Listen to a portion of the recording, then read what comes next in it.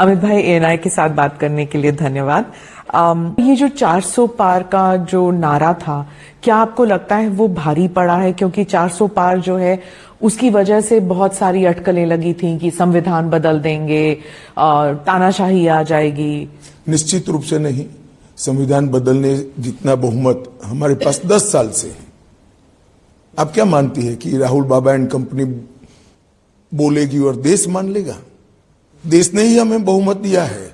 देश की जनता को मालूम है कि मोदी जी के पास 10 साल से संविधान बदलने के लिए पर्याप्त बहुमत है। हमने कभी ये अप्रोच नहीं किया। हाँ, हमें 400 सीट जरूर चाहिए क्योंकि देश में राजनीति में स्थिरता लानी है। 400 सीट जरूर चाहिए क्योंकि भारत की सीमाओं को चौक चौबंद और सुरक्षित रखना है। 400 सीट इसलिए चाहिए कि देश को दुनिया में तीसरे नंबर का अर्थतंत्र बनाना है। 400 सीट इसलिए चाहिए कि जो थोड़े बचे कुचे गरीबों को अभी लाभ मिलना बाकी है, वो काम भी हमने पूरा करना है। हमें 400 सीट इसलिए चाहिए कि अभी भी हर घर में शुद्ध पीने का पानी पहुंचाना बाकी है। हमें 400 सीट इसलिए चाहिए कि इस देश के अंदर नेचुरल फार्मिंग के क्षेत्र में ढेर सारा काम करना बाकी है। 400 सीट इसलिए चाहिए कि हर 70 साल से ज्यादा आयु वाले व्यक्ति को 5 लाख तक का मुफ्त इलाज हम देना चाहते हैं। हमने 400 सीट का 10 साल में क्या उपयोग किया? धारा 370 हटाई, ट्रिपल तलाक हटाया, राम मंदिर बना और कॉमन सिविल कोड यूसीसी लेकर हम आए। हमने 400 सीट हमारी नहीं थी मगर पर्याप्त बहुमत था। इसका उपयोग हमने संविधान सभा ने जो देश को वादे किए थे वो सारे वादे पूरे करने में। पर वो 272 से भी हो सकता था। 400 मतलब आपने जब 400 किया तो इट लुक लाइक कोई बड़ा कदम उठाना है। नहीं, 400 और 272 से कोई फर्क नहीं पड़ता। हाँ, एग्जैक्टली। बड़ा कदम उठाने के लिए 400 की जरूरत ही नहीं है। अभी हम उठा सकते हैं, मैं यही कहता हूं आपको। परंतु 400 सीट कोई भी व्यक्ति अपने काम का एक्सपांशन नहीं करेगा क्या? भारतीय जनता पार्टी अपना एक्सपांशन नहीं करेगी? देखिए, बहुमत का दुरुपयोग का इतिहास मेरी पार्टी का नहीं है। बहुमत के दुरुपयोग का इतिहास इंदिरा गांधी के समय में कांग्रेस ने किया था। आर्टिकल चेंज कर दिए, लोकसभा को एक्सटेंड कर दिया, इमरजेंसी डाल दी और कोई भी कारण के बगैर 1.25 लाख लोगों को जेल के अंदर 19 महीनों के लिए ठूंस दिया। हमने कभी इसका बेजा उपयोग नहीं किया है और ना कोई राहुल बाबा को इतनी गंभीरता से लेता है सिवा आपके। पर सिर्फ राहुल गांधी नहीं, अरविंद केजरीवाल ने भी कहा है, ममता बनर्जी भी कह रही हैं कि अगर 400 लेके आते हैं या भारी बहुमत से आप जीत के आते हैं तो भारी बहुमत तो सिर्फ बहाना है, तानाशाही तो पक्का है। देखिए, ये लोग अस्थिर सरकारें चाहते हैं। इसमें से किसी का भी पूरे देश की जनता का उन पर विश्वास नहीं, पूरे देश की जनता का विश्वास नहीं। इसलिए एक इंडिया अलायंस के नेता ने कहा कि हर साल हम एक प्रधानमंत्री करेंगे। ये कहा तो नहीं? जी कहा है, मैं नाम कहना नहीं चाहता। ये कहा है कि हर साल हम एक प्रधानमंत्री रिपीट करेंगे। ये देश में स्थिर सरकार ने कितने सारे फायदे किए हैं देश की जनता जानती है। 30 साल तक अस्थिर सरकारों का दर्द देश ने भी झेला है, देश के युवाओं ने झेला है। 1.5 पीढ़ी पूरी निकल गई अस्थिर सरकारों में। देश कहां से कहां पहुंच गया। अब मोदी जी के नेतृत्व में 2 टर्म स्थिर सरकार आई है और तीसरे टर्म ज्यादा स्थिर सरकार आए तो मैं मानता हूं देश की जनता मोदी जी के लक्ष्य के साथ है और इसी के लिए वोट कर रही है।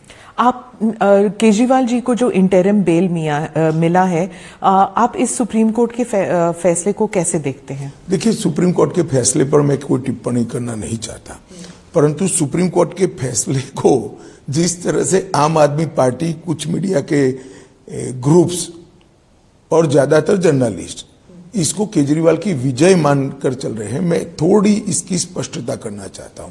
इनकी प्ली सुप्रीम कोर्ट के सामने क्या थी? इनकी प्ली थी कि मेरी अरेस्ट ही गैरकानूनी है, मेरी अरेस्ट को रद्द कर दीजिए, मतलब मुझे यहां से बरी कर दीजिए। सुप्रीम कोर्ट ने नहीं माना। फिर प्ली को मॉडिफाई किया कि ठीक है, चलो भाई अरेस्ट रद्द करना छोड़ दीजिए, मुझे बेल दे दीजिए। सुप्रीम कोर्ट ने नहीं माना। सुप्रीम कोर्ट ने सिर्फ इतना कहा कि आपका चुनाव के प्रचार का जो मांग है इसको आप पूरा करिए, हम आपको इंटरिम बेल देते हैं और 1 तारीख को आपको सरेंडर करना है। वहां तक न सरकार में कोई काम करना है, न ऑफिस जाना है। अब इसको ये बड़ा विजय और क्लीन चिट मान रहे। क्लीन चिट नहीं है, चार्जशीट पड़ा है अभी कोर्ट के सामने। अगर उनको इतना विश्वास था तो सेशन कोर्ट में क्वेश्चन डालते कि मेरे खिलाफ चार्ज ही गलत है। पर वो तो अपने रोड शो वगैरह में कह रहे हैं कि आप मुझे वोट दे दीजिए, मुझे फिर जेल में कोई नहीं भेजेगा। देखिए, अब ये तो सुप्रीम कोर्ट के जज साहब जिन्होंने इनको इंटरिम बिल दिया है उनको सूचना है। इसके बड़ा इनका कंटेम और कोई हो नहीं सकता। क्या सुप्रीम कोर्ट देश का विजय पराजय के आधार पर गुनाह का निर्णय करेगा? मैं नहीं कह रहा है, केजरीवाल जी कह रहे हैं। मैं तो सुना भी नहीं, आपने कहा, मैंने अखबार में पढ़ा है। परंतु अगर ये उन्होंने कहा है तो देश की सुप्रीम कोर्ट के फंक्शनिंग पर उनका बहुत गलत टिप्पणी है। क्या उनके बाहर आने से और उनकी जो ये टीका टिप्पणी से इंडिया अलायंस को फायदा हुआ है आपके नजरिए से? देखिए, मैं ऐसा मानता हूं एक मतदाता के नाते कि जहां जहां वो जाएंगे शराब घोटाला याद आएगा। अब फायदा हो गया, नुकसान आप तय कर लीजिए। पंजाब में हाँ, प्रचार में जहां जहां जाएंगे शराब घोटाला ही लोगों को दिखाई देगा। कई लोगों को तो बड़ी बोतल दिखाई पड़ेगी। मैं उड़ीसा की तरफ मुड़ती हूँ। प्रधानमंत्री ने नवीन बाबू के खिलाफ एक बहुत ही स्ट्रांग स्टेटमेंट किया था और नवीन बाबू ने भी फिर एक वीडियो बनाया।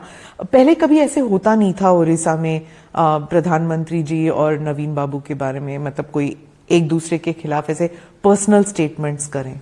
नहीं, देखिए, किसी भी नेता का स्टेटमेंट जो होता है वो हालिया स्थिति को देखकर किया जाता है। अभी की स्थिति को देखकर प्रधानमंत्री जी ने स्टेटमेंट किया और मैं भी मान रहा हूं कि वहां सरकार बदलने जा रही है। सेंटर के लिए एंड स्टेट, वहां पे दोनों इलेक्शंस चल रहे हैं। दोनों इलेक्शन है। राज्य सरकार इस बार भारतीय जनता पार्टी की बनेगी। कश्मीर में पीसफुल पोलिंग और बंगाल में हिंसा, ये हुआ है चौथे राउंड में। नहीं, जो लोग 370 पर सवाल उठाते हैं, मैं आज उनको कहना चाहता हूं कि 14% वोटिंग से 40 पार कर गया। इससे बड़ी कोई सफलता 370 की नहीं हो सकती। सारे एक्सट्रीमिस्ट ग्रुप के नेता आज जाकर पोल करें। वोट किसको देना नहीं देना वो उनका अधिकार है, मगर कम से कम लोकतांत्रिक प्रक्रिया का वो हिस्सा बने। पहले चुनाव के बहिष्कार के नारे लगते थे, आज शांतिपूर्वक कहीं एक डंडा भी नहीं चला, एक भी रैगिंग नहीं हुई और धैर्यपूर्वक किसी भी दल का कोई फरियाद नहीं है, धैर्यपूर्वक पोलिंग हुई। ये बताता है कि बदलाव हुआ है। और मैं बताता हूं, पहली बार 40% से ज्यादा विस्थापित कश्मीरी पंडितों ने वोट डाले हैं। अब तक ये आंकड़ा 3% से ऊपर कभी नहीं गया। पहली बार 40% कश्मीरी पंडित और विस्थापित जो थे उन्होंने वोट डाले। ये बताता है कि आत्मविश्वास आया है जनता के अंदर कि नहीं, अब हम डेमोक्रेसी के साथ जा सकते हैं। जब आप परिवारवादी पार्टी के बारे में कह रहे थे, अब एनसी और पीडीपी जो है, इनके नेता तो आएंगे ही, जीत कर आएंगे। आपने कहा था कि कश्मीर में ये लोग नहीं आएंगे। मुझे लगता है परिवर्तन होगा। देखिए, ये पूरे इंडिया अलायंस का कैरेक्टर एक प्रकार से कहीं ना कहीं मिला जुला है, इसीलिए इनका एक जमघट बना है। सारी पार्टियां परिवारवादी हैं, सारी पार्टियां कहती है हम 370 वापस लाएंगे, सारी पार्टियां कहती है कि हम ट्रिपल तलाक चाहते हैं, सारी पार्टियां कहती है कि हम यूसीसी का विरोध करेंगे, सारी पार्टियां सीएए का विरोध करती और सारी पार्टियां भ्रष्टाचार में आकंठ डूबी हुई हैं। तो इंडिया अलायंस का एक कल्चर कॉमन है। ये सारी चीजें ब्रैकेट के बाहर और ब्रैकेट में सारी पार्टियां हैं। अब देश की जनता ने तय करना है कि 12 लाख करोड़ के घपले घोटाले भ्रष्टाचार करने वाली इंडिया अलायंस चाहिए या जिस पर अभी तक 25 पैसे का भी आरोप नहीं है, 23 साल मुख्यमंत्री प्रधानमंत्री रहते हुए भी ऐसे नरेंद्र मोदी चाहिए। और देश की जनता ने तय करना है। अमित भाई, विदेशी मीडिया जो है वो भी जो राहुल गांधी कहते हैं वही बात उठाती है कि आप 400 का नंबर चाहते हैं, आप डेमोक्रेसी को थ्रॉटल कर रहे हैं। एक मुहिम जैसा विदेशी मीडिया लेके आई है। और ममता बनर्जी ने जो कहा है, आप क्या मानती हैं कि विदेशी मीडिया के अभिप्रायों पर इस देश के मतदाता ने वोट करना चाहिए? फॉरेन इंटरफियरेंस होता है इलेक्शंस में थ्रू मीडिया। वो इंटरफियरेंस नहीं है, जिसको जो बोलना है बोले। भारत का मतदाता बड़ा मैच्योर है, डिब्बे खुलने देंगे, खुलने दीजिए, तीसरे दिन वो छुट्टी पर जाएंगे। नहीं, पर जब 40-50 आर्टिकल 2 हफ्ते में आते हैं अलग अलग जगहों से, ऑस्ट्रेलिया से लेके, अमेरिका से लेके, यूरोप, मिडिल ईस्ट, हर जगह से जब आर्टिकल्स आते हैं, वो आर्टिकल्स इंडियन मीडिया में आते हैं। देखिए, आपकी चैनल से तो, आपकी चैनल की तो ये 50 आर्टिकल से ज्यादा रीच है ना, तो आपकी चैनल भी परिणाम नहीं बदल सकती है। देश बड़ा मैच्योर मतदाताओं से बना हुआ देश है, उनको अपना अच्छा बुरा दोनों मालूम है। दक्षिण के कई राज्यों में जो 5 राज्य चुनाव पूर्ण हो गए, वहां पे तो कई पॉलिटिशियंस है जो कहते हैं कि मोदी जी नहीं चाहिए। साउथ जो है वो अलग राज्य है, अलग स्टेट है, अलग कंट्री महसूस करते हैं वो। देखिए, अगर कोई कहता है कि ये अलग कंट्री है तो बहुत ऑब्जेक्शनेबल है। केटीआर ने कहा है, डीके शिव कुमार के इसलिए भाई घर ने पे कहा बैठे हैं। मैं आपको बताता हूं, इस देश को अब कभी भी इस देश का विभाजन नहीं हो सकता। कांग्रेस पार्टी ने, एक बड़े नेता ने कह दिया कि उत्तर भारत दक्षिण भारत का विभाजन करो, और कांग्रेस पार्टी इसको डिनाई नहीं करती, अपने आप को इस स्टेटमेंट से अलग नहीं करती। देश की जनता को सोचना चाहिए कि कांग्रेस पार्टी का एजेंडा क्या है। मगर मैं आपको परिणाम बता देता हूं।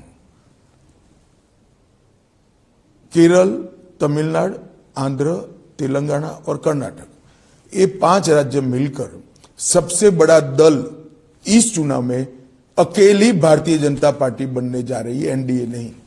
आप इसको दुष्प्रचार कह दीजिए, मिस इन्फॉर्मेशन, डिसइन्फॉर्मेशन या फिर सिलेक्टिव इंफॉर्मेशन, ये बिल्कुल गांव तक फैल गया है व्हाट्सएप के जरिए कि रिजर्वेशंस हट जाएंगे, मुस्लिम रिजर्वेशंस आ जाएंगे, ये सब इट स्प्रेड्स वेरी फास्ट। अब देखिए, ऐसा है, आप सिर्फ व्हाट्सएप और चैनल देखती हैं, हम लोग लाखों किलोमीटर टूर कर करोड़ों लोगों का जनसंपर्क करते हुए वो आपको दिखाई नहीं पड़ता है।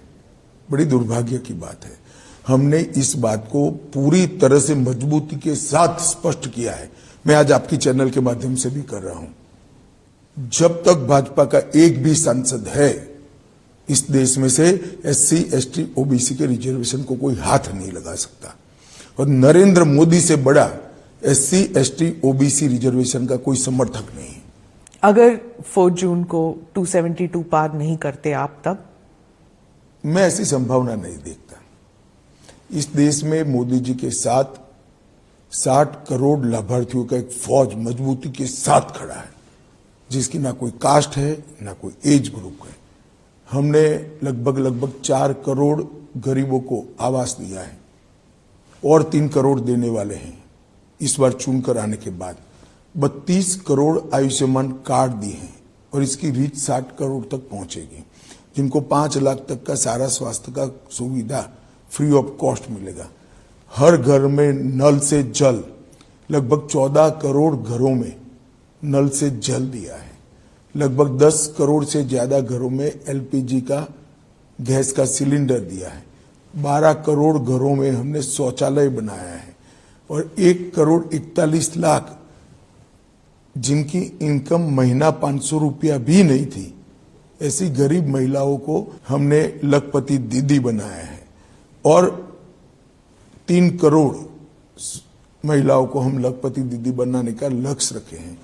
PM किसान, लगभग 11 करोड़ किसानों को हर साल हम 6,000 रुपया सीधा इसके बैंक अकाउंट में देते हैं और हर गरीब को हर महीना प्रति व्यक्ति प्रति माह 5 किलो अनाज फ्री ऑफ कॉस्ट देते हैं। ये 60 करोड़ गरीबों ने पूरी चुनाव प्रक्रिया, देश के अर्थतंत्र, इसमें अपने स्टेक ही नहीं सोचे थे। आजादी के 65 साल के बाद एक प्रधानमंत्री ऐसा आया जिसने 60 करोड़ लोगों के लिए जो कि हमारे संविधान का मकसद था, इस 60 करोड़ लोगों के लिए संवेदना के साथ योजनाएं बनाई, न केवल योजनाएं बनाई, जमीन पर पहुंचाई। आज 2 लाख गांवों में भारत नेट पहुंच चुका है। डिजिटल ट्रांजैक्शन पूरी दुनिया आज भारत का लोहा मान रही है। और मैं आपको बताता हूं, ये डेवलपमेंट की बात करते, आप लोग भी तुरंत इकोसिस्टम बन जाते हो। नेशनल हाईवे 2014 में 90,000 किलोमीटर बने, 10 साल में हमने 1,50,000 किलोमीटर। हर रोज जो नेशनल हाईवे बनते थे उनकी स्पीड 12 किलोमीटर थी, हमारी 28 किलोमीटर है। ग्रामीण सड़क 2014 तक 75 से लेकर 3.18 लाख किलोमीटर थी, अब 7.55 लाख किलोमीटर है। तो डबल से ज्यादा 10 साल में बढ़ा है हमने। इसके साथ साथ हवाई अड्डे 74 थे, आज 149 है। रेलवे इलेक्ट्रिफिकेशन 22,000 किलोमीटर था, अब 62,000 किलोमीटर है। और ढेर सारे काम, ऑप्टिकल फाइबर जो मैंने कहा, भारत नेट 100 पंचायतें छोड़कर मनमोहन सिंह गए थे, आज 2 लाख पंचायतों तक हम पहुंचे हैं। और 1 GB डेटा की कॉस्ट वो 269 रुपया, 269 रुपीज छोड़कर गए थे, आज 10 रुपया है। आपने अब ये सारी चीजें जिनको मिली है और जो उनके बेनिफिशियरी है, उनको मालूम है नरेंद्र मोदी क्या है और क्यों 400 देना चाहिए। लाभार्थी, हाँ, लाभार्थी। और इसके साथ साथ मैं बताता हूं, 1,10,000 करोड़ का इंफ्रास्ट्रक्चर का बजट था देश का, मोदी जी ने 11 लाख करोड़ का रखा, बनाया, 11 लाख करोड़ तक ले गए। एक 25,000 करोड़ का ट्राइबल्स का बजट था, आज 1,29,000 करोड़ है। किसान का बजट 30,000 करोड़ था, आज 1,40,000 करोड़ है। ये कहां से हुआ? राहुल की भाषा में कहिए तो गब्बर सिंह टैक्स से हुआ है। अंत में पूछूंगी मैं आपसे, आपको पॉलिटिकल चाणक्य कहते हैं, तो मैंने जब पहले आप जो मैं हूं नहीं। अच्छा, पर लोग कहते हैं, आप नहीं माने तो भी, जो अगर 272 नहीं आते, ये तो आप सोचने को तैयार नहीं, लेकिन पॉलिटिकल चाणक्यस जो हैं वो प्लान बी जरूर बना के चलते हैं। आप प्लान बी नहीं बनाते? प्लान बी तब बनाना पड़ता है जब प्लान ए में 60% से कम संभावना हो। कितनी संभावना है आपको? मैं निश्चित रूप से मानता हूं कि 100% मोदी जी प्रचंड बहुमत के साथ जीत कर आएंगे। पूरा देश चाहता है, इस देश सुरक्षित हो, ये देश समृद्ध हो, इस देश का दुनिया में सम्मान बढ़े, ये देश आत्मनिर्भर हो, ये देश विकसित भारत बने। और हर भारतीय, चाहे गरीब से गरीब हो, चाहे कितना भी धनवान हो, ये सभी मानते हैं कि 10 साल में दुनिया में देश का सम्मान बढ़ा। धन्यवाद अमित भाई, ANI के साथ बात करने के लिए।